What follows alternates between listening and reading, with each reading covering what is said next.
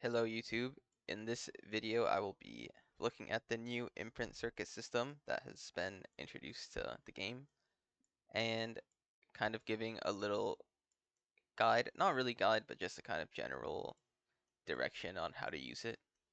So let's start with what it is. Basically, as after rank 70, instead of gaining normal XP, you gain this shadow rank XP, and as it levels up, you get the stuff you need to progress this, I think. And you can also buy it from the shop from the new Milestone of Radiance thing that we have. And what it does is basically you can use this faint mana crystal to upgrade these nodes, and each node gives you a certain stat, right? Like HP, attack, crit damage, defense, effectiveness, effect resistance. So yeah, pretty much every stat except for speed and crit chance, I think. And so what it does is these add on to your hero stats, and you can deploy up to 5 per board. You unlock a second board at level 11, and I think it's 5 per board. Maybe they're going to increase it later. So I just have a bunch of DPS characters that I sometimes use in there for certain stuff.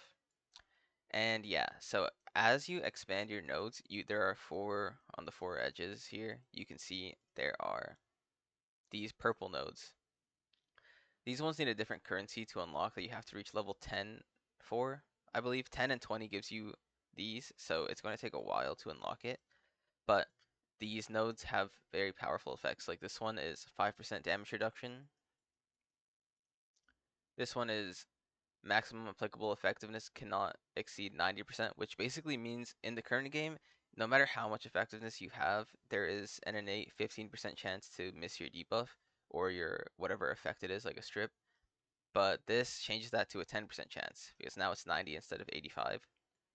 So that's a debuffer one. This one final speed increases by 3. So if you're 300 speed, you'll be 303 now, for example. And this one increases the critical hit damage cap by 50%.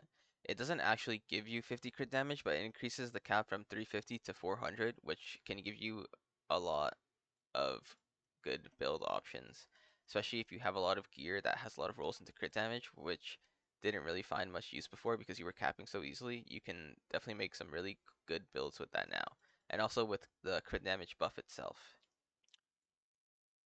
So yeah, it kind of just depends how you want to use it to decide which direction you'll go. For me, I want to use it on DPS characters, so I'm making my way towards the crit damage buff. And I'm just picking up as many attack nodes as possible and crit damage because those are the best for, attack crit scaling characters. If you wanted to have a more defensive playstyle, then you would obviously try to build towards the 5% damage reduction and pick up the health and defense nodes and FRES if that applies. So it really just kind of depends what you want to do with it, and it's very versatile. One thing is that this is no longer going to work in PvP as of, well, I don't know when they're releasing it, but they did announce that on the E7 Master Stream that this is going to be for PvE only. So this will most likely be used for Hall of Trials mainly, which means this critical hit damage cap is probably the main one people are going to go for. But I do see the tank one being useful for harder content later on, and the effectiveness one can also be good if you don't want to get 15%ed as much. It can be a 10% instead, which still isn't 100, but it's better than nothing. The speed one is probably not going to be that useful. I don't think there's that many cases where you need to be racing in PvE, but it is what it is. I think it's a really cool system, and I think it does not belong in PvP. So thank you to Smilegate for leaving this in PvE only. Hopefully, we can see the nodes end up being used in some way that's cool outside of Hall of Trials.